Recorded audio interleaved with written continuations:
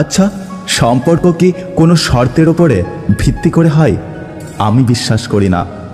সম্পর্ক তো টিকে থাকে বিশ্বাস আর আস্থার ওপর। সম্পর্কের মাঝে যদি শর্ত বা স্বার্থ থাকে তবে সেই সম্পর্ক বেশি দিন টিকে থাকে না, হোক সেটা বন্ধুত্বের বা ভালোবাসার। প্রয়োজন সম্পর্কের জন্য হওয়া উচিত, স্বার্থের প্রয়োজনে সম্পর্ক নয়। জীবন অনেকটা বইয়ের পাতার মতো, প্রত্যেকটা পাতায় কিছু না কিছু লেখা আছে। খুশি হতে পারে, আবার বেদনাও হতে পারে, কিন্তু তুমি যদি পাতা পরিবর্তন না করো জানতেই পারবে না পরের পাতায় কি লেখা আছে।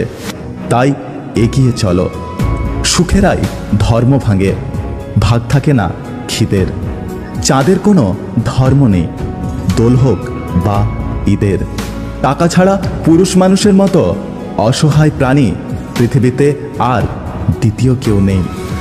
একটা কথা কি জানো তো, অতীতকে আঁকড়ে বাঁচলে বাস্তবকে উপলব্ধি করা যায় না।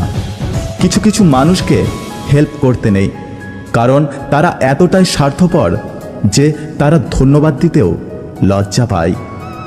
জীবনে এমন একটা সময় আসে যখন দেওয়ার মতো উত্তর, বলার মতো কথা আর বোঝানোর মতো ভাষা হারিয়ে যায়। তখন নিজেকে খুব ভিখারি মনে হয়। বউ স্বামীর বাড়িতে তখনই লক্ষ্মী হতে পারে যখন সে বোবা হয়ে থাকে।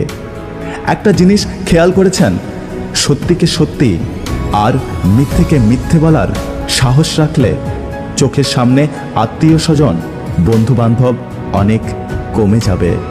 দুর্ভাগ্য হলেও সত্যি যে কিছু মানুষ তোমার অবস্থান তোমাকে হারানোর পরেই বুঝবে। এই দুঃখকে সঙ্গী করে নিজের জীবনের চলার পথে এগিয়ে যাও।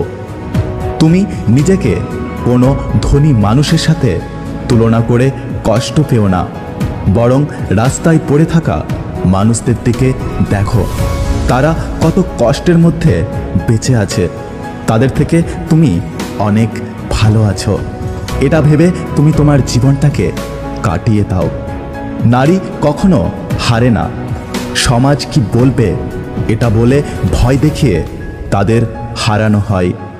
আপনি যখন প্রিয় হবেন অন্যের নিন্দা আপনাকে শোনাবে, আপনি যখন অপ্রিয় হবেন আপনার নিন্দা অন্যকে শোনাবে।